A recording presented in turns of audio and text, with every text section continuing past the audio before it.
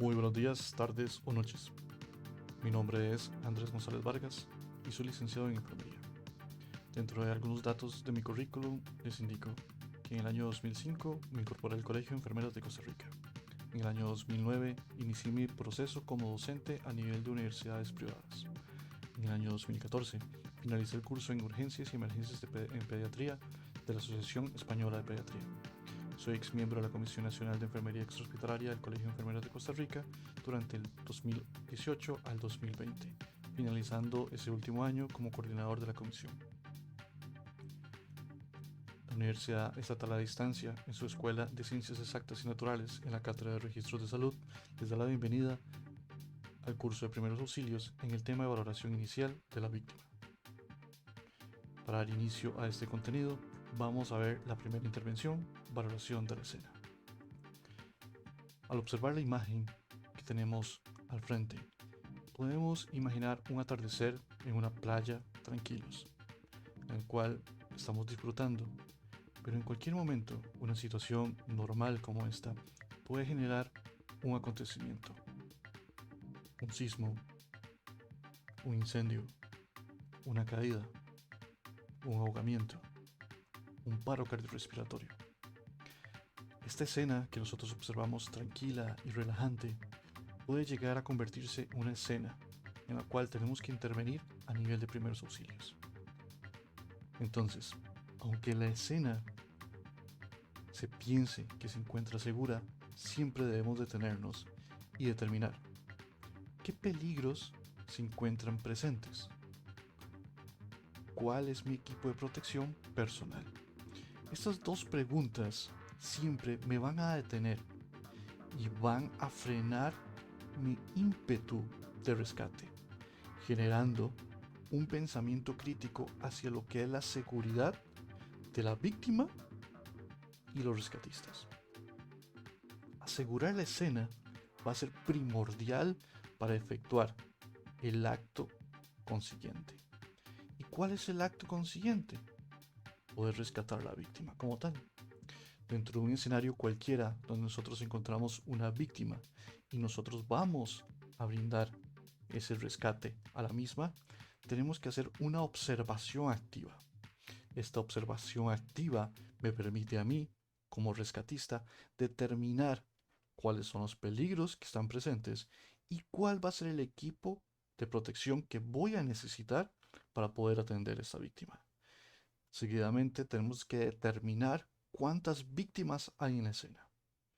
Cuando nosotros determinamos esta cantidad de víctimas, la cual puede ser desde una hasta números en los cuales puede superar el centenar, vamos a necesitar una posible ruta de acceso. Dentro de cualquier eventualidad, tenemos que asegurarnos que podamos llegar a las víctimas y salir con la víctima. No podemos quedarnos atrapados dentro de lo que es este proceso de rescate. Entonces, las posibles rutas de acceso van a ir de la mano dentro de este pensamiento crítico que nosotros vamos a hacer dentro de la observación activa. Tenemos que identificar los riesgos reales y potenciales. Un riesgo real dentro de una escena en la cual hay disparos es que una bala o un proyectil me impacte. Potencialmente dentro de lo que es una catástrofe como un incendio, debemos de meditar nosotros que potencialmente podemos quedar atrapados por el humo o la estructura puede colapsar y frenar mi rescate. Eso es un riesgo potencial que nosotros tenemos dentro de lo que es este quehacer. Solicitar ayuda. Nosotros no vamos a poder solos. Como rescatistas tenemos que ver nuestra limitante personal y decir cuándo ocupo ayuda. Esto va a limitarme a mí como persona y la cantidad de víctimas va de la mano de la misma. Entonces en ese momento nosotros vamos a tener que llamar al 911 y solicitar ayuda.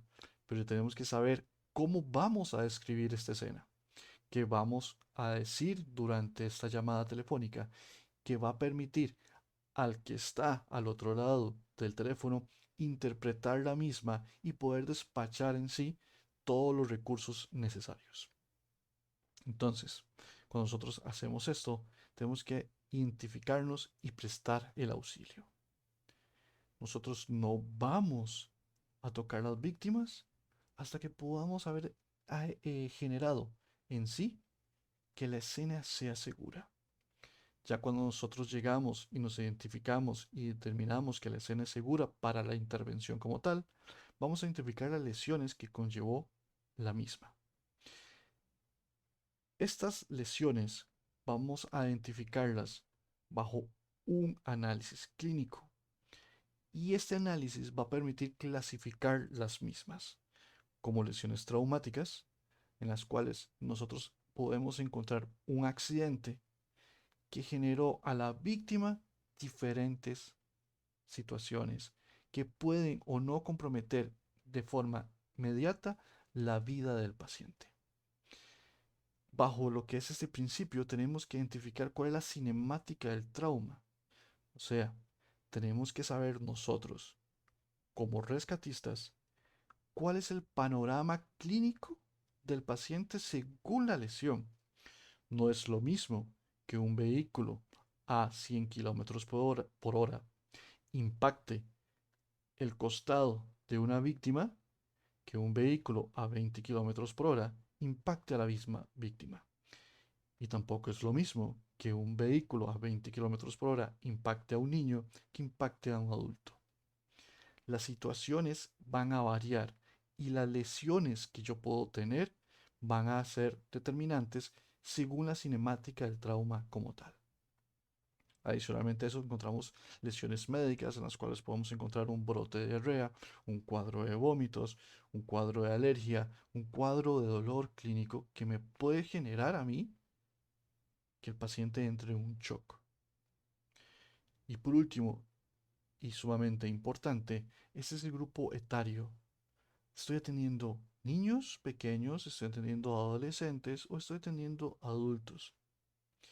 Y las personas mayores también, de una u otra forma, entran en un grupo especial por ciertas características que se pueden llegar a desarrollar dentro de este grupo como tal. La información del evento va a ser primordial para que cada uno de nosotros, desde el punto de vista como rescatistas, podamos desarrollar la clínica y poder atender lo mismo. ¿Y quién me va a dar esta información?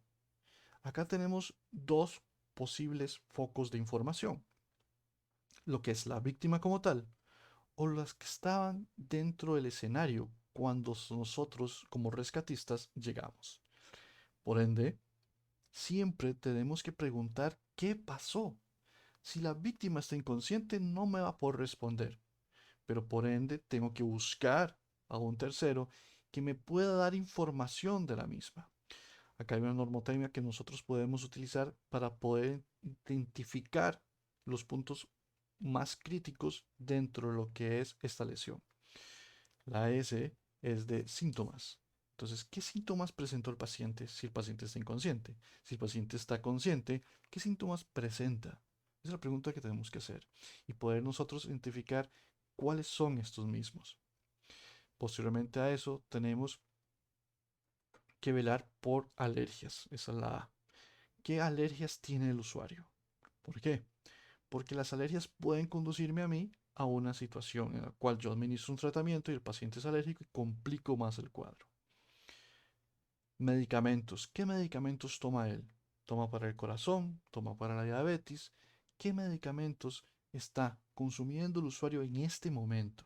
Esta víctima puede ser que necesite un medicamento para corregir su situación. Entonces, conocer los medicamentos que toma regularmente puede darme una orientación hacia lo que es este proceso clínico del mismo.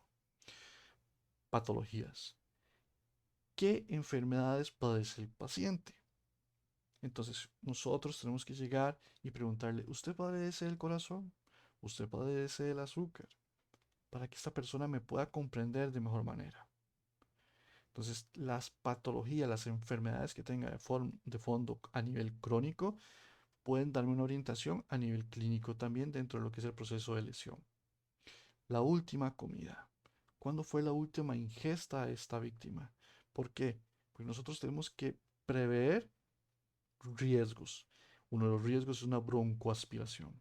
Esta broncoaspiración puede ir acompañada por el exceso de comida que tiene la víctima a nivel estomacal. Entonces, nosotros tenemos que velar que esto no suceda. Y por último, tenemos que averiguar cuáles fueron los eventos previos a este. ¿Hubo antes algún tipo de sintomatología similar a esta? ¿Había expresado estos síntomas anteriormente? ¿Ya había sido atendido anteriormente por lo mismo? Entonces tenemos que darnos este panorama dentro de este concepto para nosotros poder transmitir esta información a los rescatistas que vienen de camino por medio de lo que es el despacho del 911. Cuando nosotros ya tenemos este panorama de la víctima, vamos a iniciar lo que es el proceso de valoración. Y acá vamos a dividirlo en dos, valoración primaria y valoración secundaria. Dentro de lo que es la valoración primaria, conlleva una serie de pasos a determinar la condición clínica de la víctima como tal. Entonces, dentro de este primer paso, vamos a determinar el estado de conciencia y pulso y control de sangrados. Es un gran grupo que tenemos que determinar de una forma oportuna que puede desencadenarme a mí ciertas complicaciones y que de una u otra forma, si no las atiendo, puede llevarme a la muerte a la persona. Entonces, ¿cómo determino el estado de conciencia? Yo necesito saber si el paciente está consciente o inconsciente. Y la mejor forma es que nosotros lleguemos, señor, señor, ¿me escucha? Y que lo que buscamos nosotros es cómo va a responder esta persona. Si la persona no responde, podemos decir que está inconsciente. Si la persona responde, tenemos que determinar si esta persona está alerta o letárgico o está hiperactivo. En ocasiones, cuando se sufre un trauma craneoencefálico, un trauma a nivel cerebral, y hay una pérdida de oxígeno, las víctimas se ponen hiperactivas, o sea, hay una actividad exagerada de sus reacciones. O cuando personas salen de un incendio y hay una cantidad de humo que podamos observar, podemos pensar que la persona puede estar letárgica por el consumo de CO2 que se dio durante lo que es el incendio. Entonces, esta valoración que nosotros hacemos a nivel neurológico permite de forma oportuna y rápida identificar cómo está a nivel de corteza cerebral funcionando. De igual forma, si el paciente está inconsciente, tengo que chequear el pulso. Todo paciente que habla tiene pulso. Entonces, nosotros podemos descartar que el paciente está en paro en el momento que me habla. Entonces, si el paciente está inconsciente, tengo que chequear el pulso. Chequeamos el pulso a nivel carotidio, entre 5 a 10 segundos. Si yo no encuentro pulso, tengo que ir inmediatamente a pensar que el paciente está en paro y por ende tengo que hacer una reanimación cardiopulmonar, que eso se observará en el apartado de reanimación. Y otro punto importante que nosotros tenemos que rescatar es el punto de sangrados. Una víctima puede fallecer si no controlamos un sangrado. La epistaxis, como nosotros observamos en esta imagen, que es un sangrado a nivel nasal, puede ser muy corto, como puede llegar a desencadenar hasta el fallecimiento de una persona, si este va a afectar una de las arterias en las cuales drena a nivel nasal. Entonces, esto es importante que lo tengamos siempre. Una herida penetrante por un arma de fuego, por un arma blanca o un accidente laboral o una caída durante una caminata dentro de lo que es el desarrollo de una excursión donde el hueso se vea expuesto por el trauma recibido, va a haber una salida de sangre. Esa salida de sangre puede llevarme a mí el paciente a chocarse. Por ende, esos tres puntos primarios siempre tienen que ser observados de primero para determinarme a mí cuál es la condición clínica del paciente. Cuando yo tengo este panorama dentro de ese primer punto, paso al punto 2. El punto 2 me va a determinar a mí lo que es la apertura de la vía aérea y la estabilización de la columna cervical. Para poder nosotros abrir la vía aérea, es importante que pensemos si no hubo una lesión a nivel cervical. Si hubo una lesión a nivel cervical, la maniobra frente mentón que ustedes están observando dentro de lo que es esta imagen no es recomendada y podemos utilizar lo que es la tracción mandibular, una maniobra que va a limitar el movimiento a nivel del cuello y facilita la apertura. ¿Ok? Podemos utilizar dispositivos en el momento que nosotros nos encontremos entrenados para el uso de dispositivos como tal. Estos tipos de dispositivos, especialmente este que nosotros vemos acá, es en pacientes inconscientes. Si el paciente estuviese consciente, tendríamos que utilizar un dispositivo diferente que su introducción va a ser a nivel nasal. Asegurar lo que es el cuello e inmovilizarlo es primordial. Si nosotros observamos la imagen que tenemos al frente, vamos a encontrar una víctima con un collarín cervical. Este collarín tiene que tener ciertas características antes de usarlo. Si no es del tamaño de la víctima, si es más pequeño o es más grande, es mejor no utilizar y asegurarlo con mis manos. La columna cervical es de vital importancia hacia lo que es el proceso como tal de rescate. Si la columna cervical se ve afectada, podemos llevar a desencadenar una lesión grave en la víctima. Entonces siempre protejamos la columna cervical. Como tercer punto, tenemos que determinar la calidad de la respiración y ventilación. Cuando nosotros respiramos, hacemos una inhalación y una exhalación. Son dos movimientos, uno en el cual introduce aire a los pulmones y otro que saca el aire de los pulmones. Ambos movimientos tienen que estar a nivel de, digámoslo así, de todo lo que es la circunferencia torácica en unísono. ¿Qué significa esto? No puedo permitir o dejar de observar si el movimiento es un movimiento paradójico o no. ¿Qué quiero decir con esto? El movimiento tiene que ser uniforme. Las dos cajas, o sea, el lado derecho y el lado izquierdo, torácicas, se tienen que expandir y contraer. El uso del diafragma tiene que ir al unísono con este movimiento también. Si hay un movimiento, primero abdomen y después caja torácica, este movimiento es anormal. La calidad de entrada y de salida no tiene que estar comprometida. Entonces, no tienen que haber ruidos agregados dentro de lo que es la respiración como tal. Es importante siempre tenerlo en claro. Cuarto paso, vamos a determinar lo que es el déficit neurológico. Este déficit neurológico nosotros lo vamos a ver a nivel de lo que es la corteza cerebral. Esta corteza cerebral es la que va a generar ciertos mecanismos en los seres humanos que permiten las funciones vitales básicas. Entonces, si la persona no puede mover los brazos, si la persona no puede hablar correctamente, si la persona no puede abrir los ojos correctamente o necesita un estímulo verbal o un estímulo doloroso para poder ejecutar un movimiento, para ejecutar una apertura ocular, significa que la corteza cerebral está alterada y tenemos que determinar su alteración. Como paso 5, tenemos que hacer una exploración general, o sea, significa que tenemos que ver todo el cuerpo de la víctima, guardando siempre el pudor de la misma, a nivel anterior y posterior del cuerpo, o sea, en la parte del frente y la parte posterior del cuerpo. Y por último, y sumamente importante, nosotros tenemos que hacer un control de la temperatura.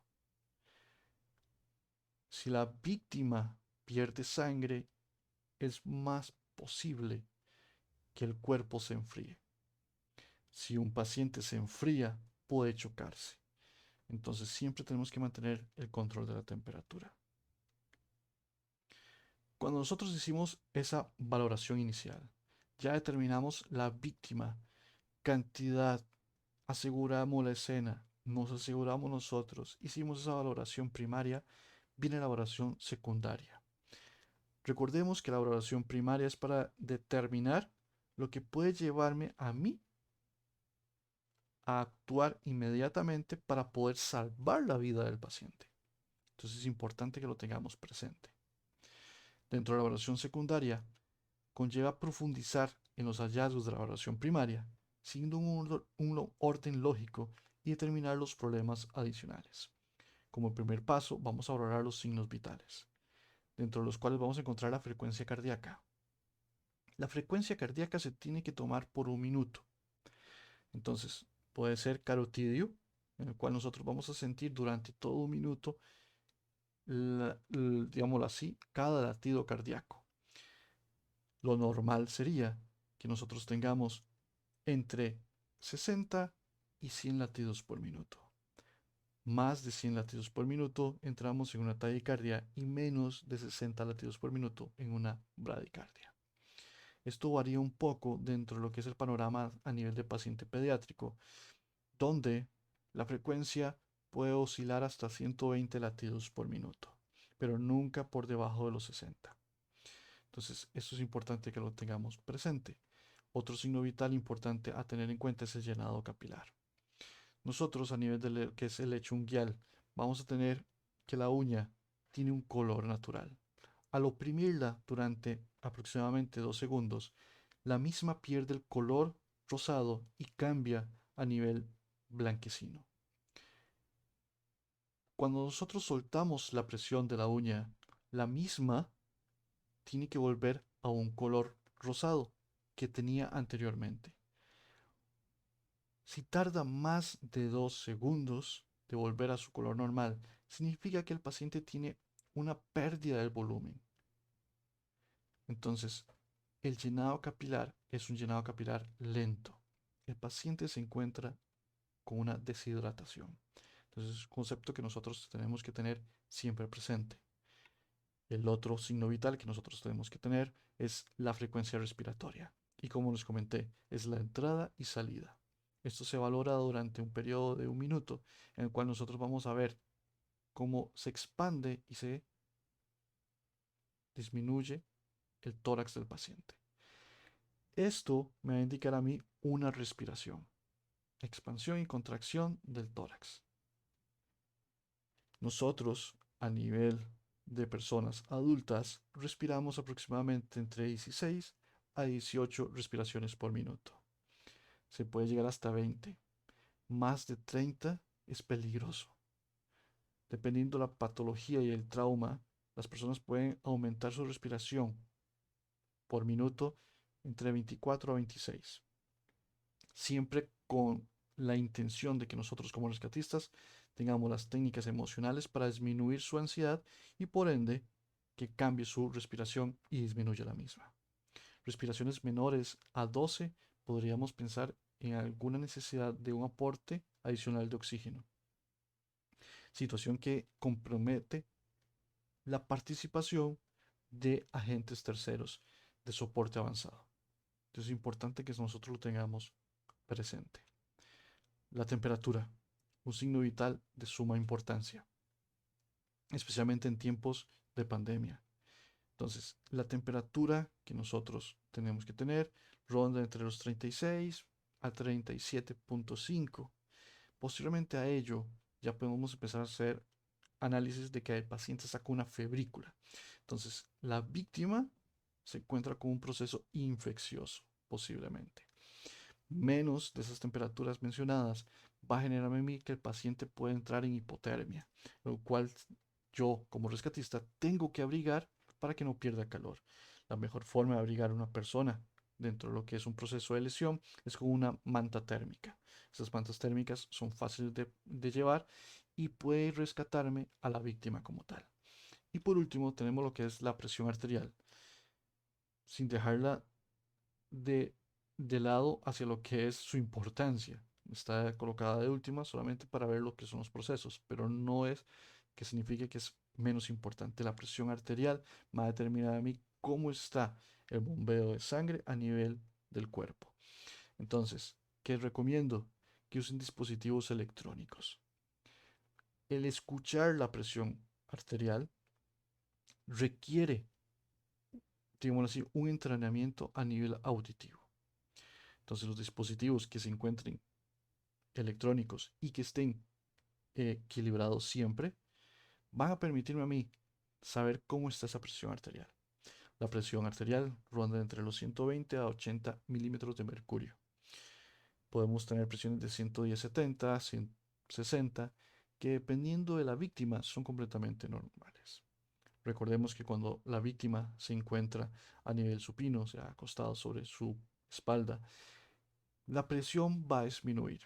¿Por qué? Porque la fuerza en la cual impulsa el corazón, la sangre hasta lo que son la punta de los dedos de los pies, tiene que ser menor. Por consiguiente, la presión va a ser menor. Presiones que superen a nivel de diástole, lo que son los 100 milímetros de mercurio, o sea, la presión se divide en dos. Si nosotros vemos la imagen, tenemos 120 sobre 80. La, la superior, 120, la sístole, y 80 es la diástole. Si la diástole, o sea, la de abajo, aumenta o supera los 100, 110 y el usuario presenta cefalea, dolor de cabeza, náuseas, está diaforético, podemos nosotros pensar que la presión en ese momento está muy alta para él y lo está llevando a descompensarse. Por ende, tendría que ser trasladado para que personal de salud valore su situación. Son puntos que nosotros tenemos que determinar. Presiones a nivel que la diástole, o sea, la de abajo, se encuentre inferior a 50, donde la sístole se encuentre entre 70 y 80 y hayan signos dentro del paciente junto con síntomas que me hagan sospechar que tiene la presión baja, como diaforesis, o sea, una sudoración excesiva en frío, dolor de cabeza, náuseas, visión borrosa, también tiene que ser trasladado. Son puntos que nosotros tenemos que ver siempre. Otro punto importante, la saturación de oxígeno, especialmente en esos tiempos de pandemia. La saturación de oxígeno me va a determinar a mí cuánto oxígeno hay en un milímetro cuadrado de glóbulos rojos. Esto me va a determinar a mí que el porcentaje dentro de ese milímetro cuadrado va a equivaler hasta el 100%. ¿Qué esperamos nosotros encontrar siempre? Una saturación como la que vemos en el cuadrito azul, en la cual está en 97%. Los adultos podemos manejar saturaciones de oxígeno entre lo que son 90 hasta 100. No esperemos siempre que todas las personas tengan el 100%, porque es muy difícil. Pero 95 a 100 es aceptable. 90 es aceptable dependiendo de la situación clínica. Como nosotros vemos en el monitor más grande, 81% ya necesita oxígeno esta persona, en el cual nosotros vamos a tener la obligación clínica de aportar adicionalmente un aporte de oxígeno para poder revertir su situación clínica. Entonces, esos factores van a ser necesarios que los determinemos para tomar decisiones en una eventual escena y poder trasladar o solicitar la ayuda necesaria. Otro punto importante dentro de lo que son los constantes vitales es el dolor. Una víctima con dolor se choca y es importante que nosotros siempre determinemos cuál es su condición. Esta es una escala rápida en la cual nosotros podemos determinar cuál es el dolor del paciente, que va desde 0 a 10. Observando el rostro de la víctima, nosotros sugestivamente podemos identificar cuál es. Si nosotros vemos un paciente sonriendo, si vemos un paciente alegre, podemos decir que el paciente tiene cero de dolor. Es una persona que está completamente inmóvil, triste, decaída, que usted observa que si se mueve su facción cambia, podemos pensar que tiene un 8. Adicionalmente a eso, agregamos un llanto, pero no un llanto dramático, sino un llanto silencioso, en el cual la víctima no quiere moverse o se colocó en una posición álgica en la cual el dolor disminuye parcialmente, tiene un dolor en 10. Entonces, el dolor puede llevarme a un paciente a chocar. Entonces, es importante que nosotros determinemos cuál es esto. Estos constantes vitales, todo este grupo que acabamos de determinar, van a ser, o sea, van a tener que estar anotados, porque cuando lleguen el resto de equipo, en este caso soporte avanzado, si estamos en un escenario extrahospitalario, tenemos que informar cómo encontramos a la víctima y cómo ha ido evolucionando y el tiempo en el cual nosotros llevamos asistiendo a la misma. Entonces, el minuto cero inicia el momento de la lesión. A partir de ese momento empezamos a sumar minutos hasta que nosotros como primer rescatista lleguemos a la misma y empecemos la evaluación. Entre más tarde yo, desde el minuto cero, a ver la víctima y después que llegue equipo avanzado, todo ese tiempo va a sumarse para un diagnóstico negativo hacia la víctima dependiendo de su patología. Entonces es importante que lo tengamos claro. Ahora vamos con el paso 2, que es la valoración cefalocaudal. Al hablar de valoración cefalocaudal, estamos hablando que iniciamos desde la cabeza a los pies. Entonces, con este principio, vamos primeramente a valorar la cabeza. En esta imagen, vamos a verlo por grupos. Nosotros tenemos que determinar cómo está la parte del cráneo.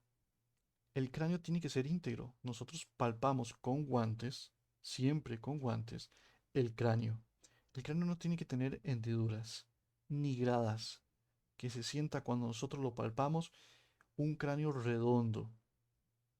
Adicionalmente a eso tenemos que determinar por medio del estudio neurológico, una valoración pupilar, una escala de Glasgow, cómo está la corteza cerebral respondiendo a los estímulos externos.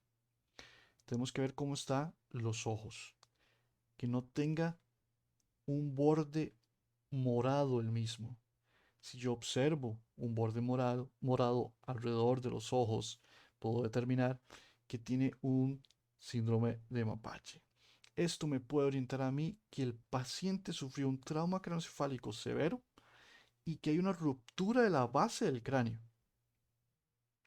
Adicionalmente a eso, inmediatamente después de observar los ojos, nos vamos a oídos.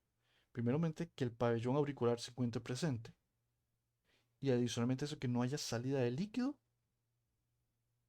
ni de sangre. Porque ambos me hacen sospechar que hay una fractura de base de cráneo. Una fractura de base de cráneo puede ser una complicación que me lleva al paciente a deteriorarse y hasta poder fallecer. La inmovilización en ese momento tiene que ser todavía mayor. No puedo permitir que el paciente mueva la cabeza ni a la derecha ni a la izquierda, ni arriba ni abajo, porque puede comprometer completamente su integridad a nivel neurológico. El otro punto que nosotros tenemos que ver, importantísimo, es toda la cavidad oral y nasal. Ambas son las que permiten que entre el oxígeno. Si hay obstrucción de la misma, no hay entrada de aire. Al no haber entrada de aire, por ende no hay entrada de oxígeno. Entonces es importante que nosotros observemos que no falten piezas dentales, que el tabique nasal está alineado, que no presente dolor, que la cavidad oral no tenga objetos. Si tuviese prótesis y el paciente está consciente, solicitamos que él mismo se retire las prótesis porque la prótesis puede ser una obstrucción de la vía aérea. Es importante que lo tengamos presente. Después de ello, nos vamos a nivel de cuello. Y siguiendo con la imagen, vamos a ver que el cuello necesitamos observar si la tráquea está desviada o no. ¿Qué quiere decir esto? La tráquea nosotros la tenemos que tener en la línea media a nivel de lo que es el cuello. Si hay una desviación de la misma, yo puedo pensar que hay una enfermedad a nivel de tórax que está corriendo la tráquea. Significa que es una emergencia y que tengo que trasladar a esta víctima lo más pronto posible o que el equipo de soporte avanzado llegue lo más pronto posible. Y la parte posterior del cuello es sumamente importante porque está la columna cervical. Nosotros con la punta de los dedos, sin mover el paciente, vamos a tocar la columna cervical del paciente y vamos a preguntarle si siente o no siente dolor, de una forma en la cual nosotros no presionemos y generemos un trauma adicional. Entonces, toda esta primera parte, lo que es cabeza y cuello, va a ser determinada por nosotros, por medio de la palpación y observación. Después de eso tenemos lo que son las extremidades. Vamos con la extremidad superior. Recordar siempre tenemos extremidad derecha y extremidad izquierda. Nunca nos olvidemos de esto. Hay personas que solamente observan una y no tenemos que observar siempre ambas. Entonces, ¿qué hacemos nosotros? Vamos desde el hombro hasta los dedos. Vamos a palpar y observar cómo está esa extremidad. Si no hay deformaciones, si no hay pérdida total o parcial de la misma, si hay o no sangrados, aunque ya lo tuvimos que haber visto en la oración inicial y haber controlado un sangrado masivo, es importante que nosotros lo tengamos presente. Después de esto vamos a tórax. Y tórax igual va desde clavículas hasta lo que es la línea a nivel de cicatriz umbilical que nosotros vamos a valorar. Entonces, esto se va a llamar tóraco abdominal.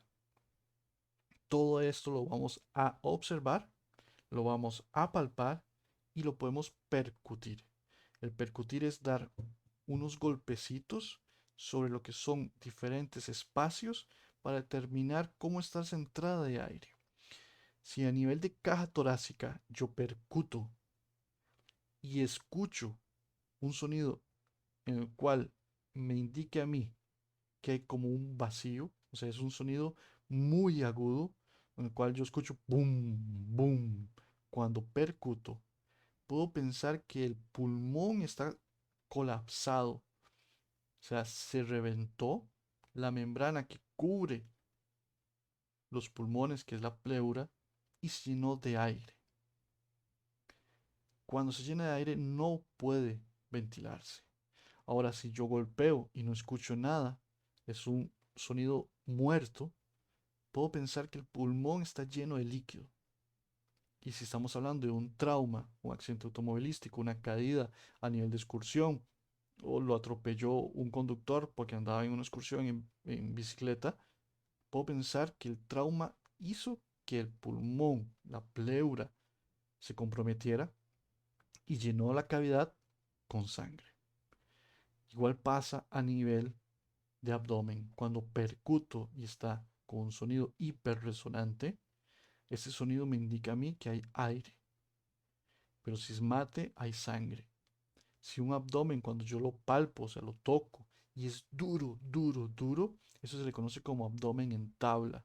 Significa que hay una irritación por una ruptura de alguna estructura a nivel abdominal que llevó que el peritoneo se endureciera. Y esto va a generar que los músculos se tornen rígidos y no permite que el paciente mantenga una posición adecuada, generándole un dolor extremo. A nivel de pelvis, importantísimo valorar. La pelvis es la zona que une el abdomen a miembros inferiores. La pelvis puede abarcar hasta 3 litros de sangre. Esos 3 litros de sangre pueden desestabilizar a una víctima y llevármela a fallecer. Entonces, ¿cómo hacemos? Hay una técnica en la cual permite identificar si hay ruptura a nivel de lo que es la estructura de la pelvis. Se llama la técnica libro abierto y libro cerrado. ¿Qué es lo que hacemos nosotros? Colocamos nuestras manos alrededor de la pelvis. Hacemos a que vamos a cerrar un libro. Si hay dolor o algún sonido que no tiene que estar, o sea, como que se cruje una cáscara de huevo o el paciente empieza a referir mucho dolor, no puedo soltarlo. Significa que hay una lesión a nivel de estructura ósea y esa lesión está generando una pérdida de sangre. ¿Qué es lo que tengo que hacer? Inmovilizar esa pelvis. Entonces, por medio de una sábana yo puedo inmovilizar la pelvis. Paso la sábana sobre lo que es la parte inferior de la espalda lumbar de la víctima y uno ambas mitades frente al usuario y enrollo para mantener cerradita la pelvis lo más que pueda mientras llegue el equipo de rescate. Después de esto, vamos a lo que es las extremidades inferiores, donde nosotros encontramos el hueso más largo del cuerpo. Nosotros tenemos que ver la integridad. Entonces, ¿qué hacemos aquí? Palpamos y observamos que no hayan deformidades, que ambos miembros inferiores tengan el mismo largo. un miembro inferior un poco más acortado que otro, me puede a mí dar sospecha que hay una fractura a nivel de lo que es la pelvis. Esto es una fractura a nivel de lo que es la cabeza del fémur y que me va a permitir a mí saber qué fue lo que le ocasionó el usuario y poder de una u otra forma estar inmovilizando el mismo para generar el mínimo lesión. Y por último, tenemos que ver la parte dorsal. Esto significa que nosotros tenemos que, con una técnica especial, girar al usuario para observar toda la espalda y poder determinar si hay o no algún tipo de lesión. Esto es la valoración secundaria como tal. Para ir finalizando, vamos a tocar el tema de botiquín de emergencias. Debemos recordar que para las intervenciones que hemos establecido anteriormente requerimos un equipo, el cual es nuestro botiquín de primeros auxilios. Entonces, este botiquín tiene que tener una ubicación. Cada vez que nosotros brindamos un servicio, especialmente si ese servicio es de turismo, el botiquín tiene que estar ya sea conmigo durante toda la travesía o accesible. Accesible en el cual yo inmediatamente en un lapso de menos de un minuto pueda llegar a él para poder utilizarlo. Adicionalmente ese tipo. Y tipos encontramos un montón.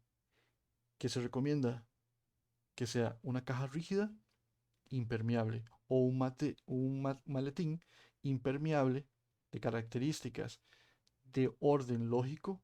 ¿Qué quiero decir con esto? En el cual yo pueda abrir la primera compartimiento y encuentre lo que yo necesito para valorar la parte neurológica y hacer un control de sangrado.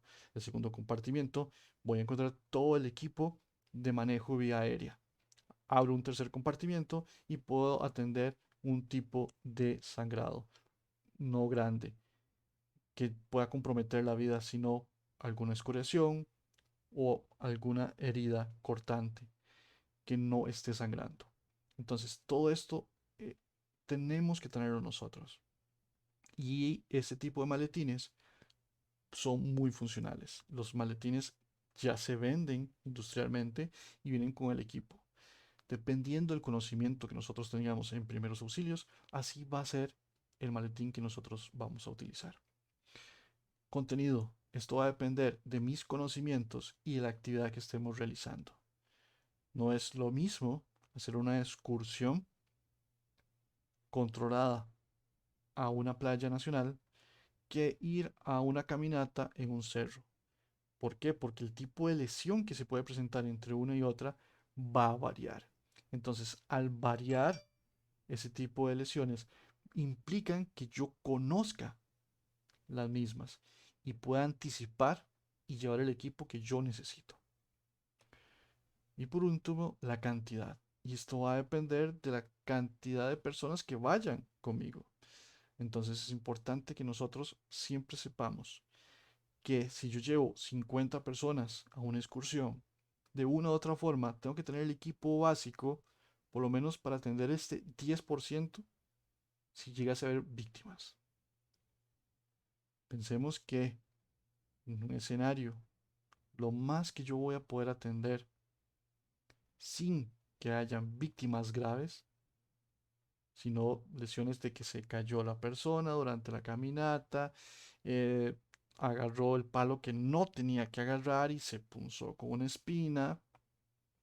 5, muchos 6 víctimas de esta forma. Una víctima cae de un sendero a una altura de 3, 4 metros. Es la única víctima que voy a atender hasta que lleguen las emergencias, excepto que haya más personas que puedan atenderme el resto de víctimas si el camino se desprendió y cayeron. Entonces, todo esto lo tenemos que meditar nosotros. Siempre mediten hacia dónde van y qué posibles riesgos, qué enfermedades tienen las personas que me van a acompañar. ¿Es necesario que vaya más? ¿El camino tiene algún riesgo o no tiene ningún tipo de riesgo? Todo eso lo tenemos que tener siempre, siempre presente. Sin más, agradecerles lo que es el interés y quedo a la orden ante cualquier duda o consulta. Muchas gracias.